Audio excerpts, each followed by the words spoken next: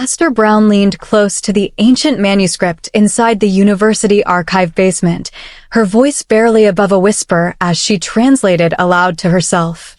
Then she heard the footsteps below. Not above. Below. There was a sublevel she hadn't known existed. The sound wasn't loud, it was too controlled to be loud. Measured. Deliberate. The kind of quiet that meant someone was being very careful. Aster set her pen down slowly. One floor beneath the preservation chamber, Park Min-Jae walked through a row of black-suited men the way someone walks through a corridor they own. No hurry. No raised voice. He stopped in front of the man kneeling on the concrete floor and looked at him for a long moment without speaking. The silence was worse than anything he could have said. "You told them our shipping schedule," Min-Jae said finally. Not a question. The man opened his mouth. "Don't explain," Min-Jae said quietly. "Explaining suggests I might change my mind." He turned to Yi-jun, his right-hand man, and nodded once. Then the library alarm went off upstairs. Everyone froze. Footsteps on the stairwell. Calm, unhurried footsteps. Then Aster Brown appeared at the bottom of the stairs, carrying a leather document sleeve under one arm, an annoyed expression already arranged on her face. She saw the blood on the floor first. Then the kneeling man. Then the black suits. Then Park Min-Jae. Nobody moved. Aster looked around the room the way someone looks at a traffic jam, inconvenient, but not surprising. "You are standing beneath a 700-year-old preservation chamber," she said, her voice completely level. "If violence breaks the humidity seals, history dies before your enemy does." Absolute silence. Even Min-Jae didn't speak. She wasn't afraid. That was the part that stopped him cold. She looked, if anything, mildly disappointed, the way a professor looks when students fail a test she warned them about. She turned and walked back up the stairs without waiting for a response. Min-Jae stared at the empty stairwell for 3 full seconds. "Who is that?" he asked. Nobody answered immediately. "Find out," he said. "Hold that thought. Don't scroll or look away. This is not your usual Mafia romance story. Subscribe and stay with me for the next twist." Aster Brown was an Ethiopian-African-American historian specializing in ancient African conflict philosophy, specifically. A Korean university in Incheon had invited her for a 6-month manuscript restoration collaboration. When Aster was 11, her grandfather vanished during a period of political unrest in Ethiopia. He had spent his life cataloging stolen historical archives. One morning he was there. The next morning he wasn't. And neither were the stolen records he had spent 30 years rebuilding. No body found. No explanation. No answer that ever fully satisfied. Aster grew up understanding one thing with total certainty: memory was not passive. Preserving history was an act of resistance. To her, she believed the work mattered. She was back at her desk the morning after the basement incident, when the archive director knocked on the glass door and gestured awkwardly toward the front entrance. "There's a gentleman asking to speak with you." "About the manuscripts?" "He said he wants to make a donation to the restoration fund." Aster looked up. Park Min-Jae stood in the entrance of the archive wearing a suit that cost more than most people's monthly salaries and an expression that suggested he had never once waited for anything in his life. He was younger than she expected. Late 20s, maybe 30. There was nothing warm in his face, not hostile exactly, just sealed. Like a door with no visible handle. Aster walked to the entrance and looked at him directly. "Dr. Brown," he said. "I want to support your work here." "Why?" He blinked. People apparently didn't ask him that. "The restoration project is culturally significant," he said.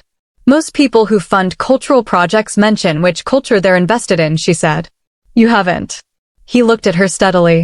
"You're not going to make this easy. I'm a historian. I ask questions for a living." There was a pause. Something moved behind his eyes, not quite amusement, but something adjacent to it. "Most people become nervous around me," he said. "Most people," Aster replied, turning back toward her desk, "have not studied kingdoms collapsing for a living. Come in if you have a real reason. I have manuscripts to scan." He came in. Park Min-Jae ran the Park Syndicate, A power network threaded through Incheon's shipping routes, luxury hospitality industry, and underground political infrastructure. His father had built the organization across 2 decades. Min-Jae had inherited it at 26 when his father died of a heart attack at a dinner table that may or may not have been the result of stress alone. Nobody asked too many questions. That was how the syndicate functioned. He was not the kind of man who explained himself. He had grown up watching his father manage people through carefully applied fear, and he had inherited both the method and the exhaustion that came with it. What nobody in his organization knew was this: Min-Jae hadn't slept more than 4 consecutive hours in 2 years. He ate because his body required it. He attended events because power required visibility. He made decisions with cold efficiency because emotion was a liability he couldn't afford. He had stopped expecting to feel anything in particular. And then a woman carrying 700-year-old manuscripts had told him, without flinching, that he was standing in the wrong place and had looked more irritated about the humidity seals than about the blood on the floor.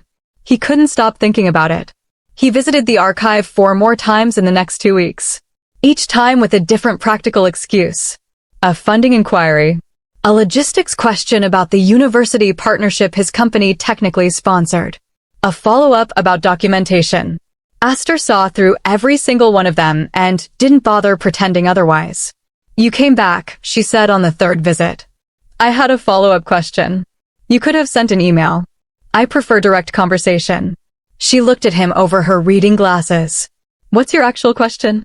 He paused. Then, with visible effort, "What are you translating today?" She studied him for a moment. Then she pulled the manuscript toward her and said, "Sit down." He sat. "This is a military correspondence from the Zagwe dynasty," she said. 12th century. The king is writing to a general who has just won a significant battle. You'd expect praise. Instead, the king says she traced the Guizi script carefully. A general who wins through fear alone has already begun his own defeat. Fear is borrowed power. When the lender calls the debt, the army dissolves. Min-Jae was quiet for a moment. "He's saying fear is temporary." "He's saying fear is structurally unstable," Aster said. "It works until the moment people decide the fear is worse than the alternative. Then it collapses completely." He looked at the manuscript. Then at her. "What does he recommend instead?" "Loyalty built on something real," she said. "Which is harder and slower and doesn't feel like power when you're building it." Min-Jae was quiet for a long time after that. He started coming to the archive every few days. Not to donate. Not to manage logistics. Just to listen. He would arrive after his afternoon meetings, sit in the chair across from her workstation, and listen while she explained what she was working on. Ancient succession conflicts. How the Aksumite Empire managed rivals without eliminating every threat. The difference between authority and dominance. How empires that survived the longest weren't always the most violent, they were the most adaptive. He never took notes. He didn't need to. He was listening the way someone listens when the information is rearranging something internal. Aster noticed things she hadn't expected to notice. He never interrupted. He asked precise questions, the kind that suggested he was actually processing what she said rather than waiting to respond. When she explained something complex, he didn't pretend to already know it. And when she made a point that clearly landed harder than expected, he went quiet in a specific way, not defensive, just genuinely absorbing it. He was also, she noticed, slowly relaxing around her in ways he almost certainly didn't realize. The first week, he sat at the edge of the chair like someone ready to leave at any moment. By the 3rd week, he was leaning back. His jacket came off once when she had the archive heaters running too high. His tie was loosened by the 4th visit. She pretended not to notice. He pretended he hadn't done it. Ga noticed first. Ga was Min-Jae's strategist and public relations manager, sharp, perceptive, and quietly terrifying in her own right. She handled the parts of the syndicate's public image that required intelligence rather than intimidation. She had worked with Min-Jae for 6 years and could read him with an accuracy that made most people uncomfortable. She walked into the archive on a Wednesday afternoon to brief him on a political development and found him leaning over Aster's shoulder, reading a Guizi translation with an expression Jae had genuinely never seen on his face before. He looked interested. Not strategically interested. Not calculating. Just curious. Jae stood in the doorway for a full 5 seconds before either of them noticed her. "I'll wait outside," she said carefully. Min-Jae straightened immediately. "We're done." "We're not done," Aster said, not looking up. "You haven't answered the question."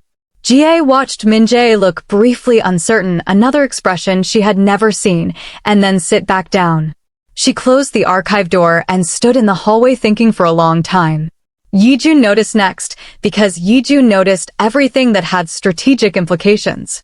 "You look less homicidal lately," Yijun told him one evening after a negotiation that had gone unusually smoothly. Min-Jae gave him a flat look. "Watch your tone. I'm serious. 3 months ago, you would have shut that negotiation down in 20 minutes. Tonight you let it run 90 minutes and both sides left without incident. The elders are going to ask questions. Let them ask." Yijun studied him. "She's teaching you patience. She's teaching me history. Same thing in your case." Min-Jae didn't respond. But he also didn't deny it. The dynamic between them was developing in ways that neither of them acknowledged directly, which was, in its own way, the most honest thing about it. He showed up at the archive one afternoon with an elaborate traditional Ethiopian coffee set that he had clearly purchased after extensive research. He set it on her workstation without explanation. Aster looked at it. Looked at him. "You researched Ethiopian coffee ceremonies," she said. "I read that it's important in your culture. At what time did you research it?" A pause. "That's not relevant." Min-Jae. "What time?" 3 in the morning. She turned back to her manuscript to hide the expression on her face. "Thank you," she said. "That was thoughtful." He nodded like he wasn't pleased about it and went back to his chair. He also quietly arranged for the archive's neighborhood to have an increased private security presence, which Aster discovered when she mentioned offhand that the parking structure had felt unsafe late one evening. She didn't know he was responsible. He didn't tell her. When Professor Kwon, a cheerful linguistics scholar who worked 2 floors up, started dropping by the archive regularly to chat with Aster about cross-cultural manuscript traditions, Min-Jae began arriving earlier than usual to their meetings without acknowledging why. Yijun watched this for 2 weeks and said nothing. The expression on his face said everything. But beneath the quiet warmth of what was growing between them, something else was growing too. Aster was working late one night when she found something she hadn't been looking for. She was cross-referencing shipping records from the 1980s and 1990s, relevant to tracing the movement of Ethiopian manuscripts that had disappeared from institutional collections. Standard research work. She had done this kind of archival excavation dozens of times. The records she found were not standard. A trading company linked to Incheon's port system had facilitated the movement of cultural artifacts, manuscripts, ceremonial objects, pre-colonial historical items through East Asian shipping routes during a period spanning 2 decades. The company name appeared repeatedly in records she had tracked from Ethiopian archives to private European collections to corporate storage facilities across Asia. The company name connected, through 3 layers of corporate restructuring, to the organization that had preceded the Park Syndicate. She sat very still for a long time. The relics lost from Ethiopian collections during her grandfather's era. The historical materials he had died trying to locate and restore. Some of them, possibly many of them, had moved through infrastructure that Min-Jae's family had controlled. He hadn't done it. He wasn't even born when most of it happened. But his empire had been built partially on foundations that included exactly the kind of cultural destruction that had broken her family. She closed her laptop carefully. She sat in the empty archive, surrounded by fragile manuscripts, and felt the specific kind of grief that comes not from betrayal, but from a more complicated truth. She avoided him for 4 days. He noticed after 2. By day 4, he arrived at the archive and stood in the doorway without coming in. "You found something," he said. She looked up. "Yes. About the syndicate. About your family's shipping network. From before you inherited it." He walked in slowly and sat down. "Tell me." She told him. Quietly. Completely. Without accusation, but without softening it either.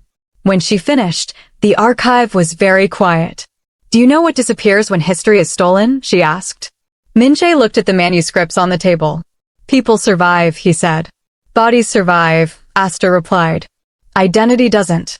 When you take the records, the letters, the ceremonial objects, you don't just take objects. You take the proof that a people existed in a particular way. You take their ability to narrate themselves. That is not recoverable the way money is recoverable. He had no answer. For the first time in any conversation they had ever had, he had absolutely nothing to say. He sat with it. Then he stood, picked up his jacket, and left. The weeks that followed were the coldest Aster had felt since arriving in Incheon. Not because he was hostile. He simply went back to being sealed. The door with no visible handle. She saw him once at a university function, and he nodded at her the way one nods at an acquaintance, politely, briefly, without warmth. She told herself it was for the best. His world operated on principles that ran directly against everything she valued. She had always known the gap was there. Now she had seen how deep it ran. She threw herself back into the manuscripts. Scanned. Translated. Documented. Let the work absorb her the way it always had. But the archive felt emptier than it had before he started coming. She noticed the coffee set he had bought still sitting on her workstation. She didn't move it. Min-Jae, meanwhile, was unraveling in ways that looked, from the outside, exactly like composure. His organization's elders began scheduling meetings. Rivals who had gone quiet were making noise again. There were whispers, not loud, but persistent, that the air was drifting. That his recent preference for negotiation over force was a symptom of distraction. That a distraction had a name and a face and worked in a university archive. The pressure to reassert himself was building. And internally, Min-Jae found that he could not return to the numbness that had made all of it manageable before. It was simply gone. The part of him that hadn't needed anything had been replaced by something that needed specifically her. He hated it.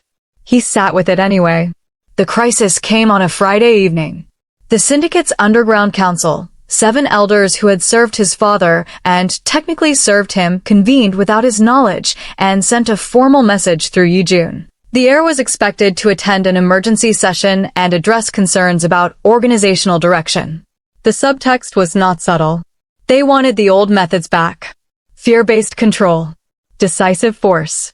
No more diplomacy experiments. The same night, Aster was attending a major cultural exhibition at a Incheon arts institution, a showcase of restored African manuscripts, including several she had worked on during her time there. It was the most publicly visible moment of her fellowship. Journalists, academics, government cultural attaches. Min-Jae learned through Incheon that 2 rival syndicate factions had coordinated a plan to use the exhibition as a site for a public political hit, not violence, but something more sophisticated. Planted information. A coordinated leak designed to undermine the university partnership, publicly humiliate Min-Jae through association, and destroy Aster's academic credibility in the process. They wanted her discredited. They wanted him destabilized. He was supposed to be in the council meeting. He went to the exhibition. Jae was already there when he arrived, standing near the entrance with an earpiece and an expression that said she had been tracking the situation and had made her own choice about which problem to solve tonight. "You're not at the council meeting," she said. "No. They'll consider this a declaration." "Then they'll consider it a declaration," he said, walking past her.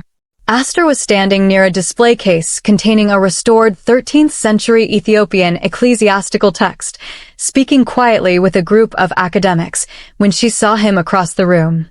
Their eyes met. She excused herself and walked to him. "You shouldn't be here," she said. "Not tonight. Incheon called me. I know what they're planning. I know what they're planning too."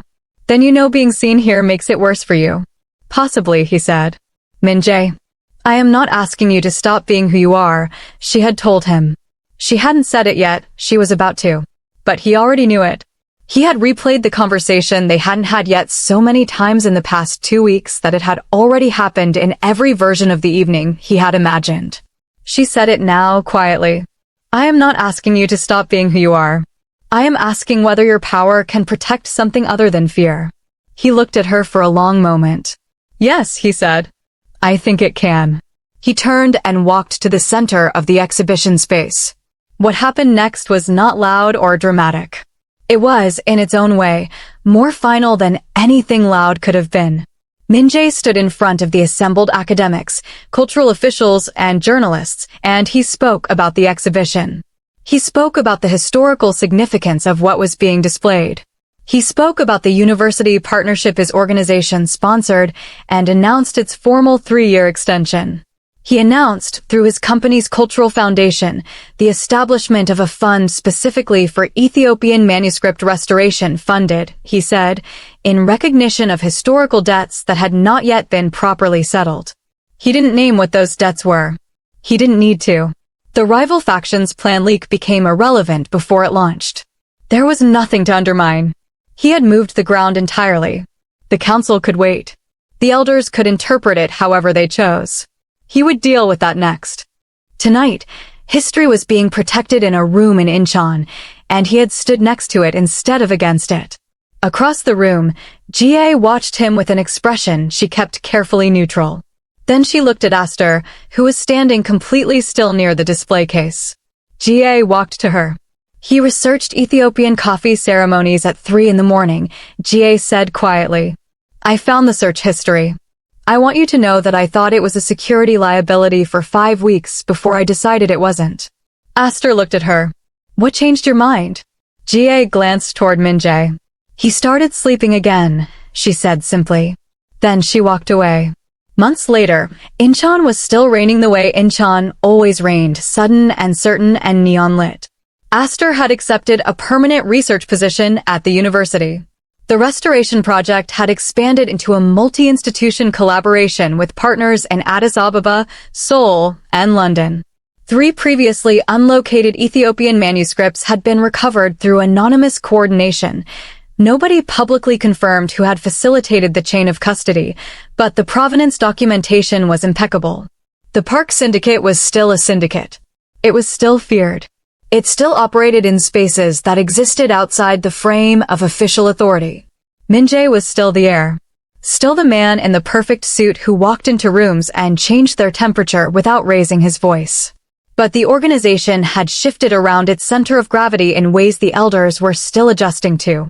Influence over brute force. Controlled diplomacy over chaos.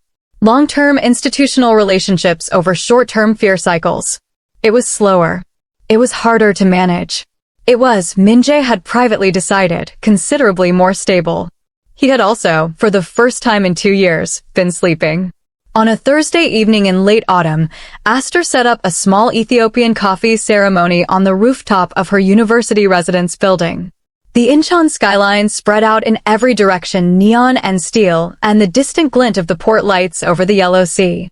Min-Jae arrived at 7, jacket off before he even sat down, which she had learned meant he intended to stay. She roasted the beans in a small pan over the burner, the way her grandmother had taught her, and the smell of it rose into the cold air between them.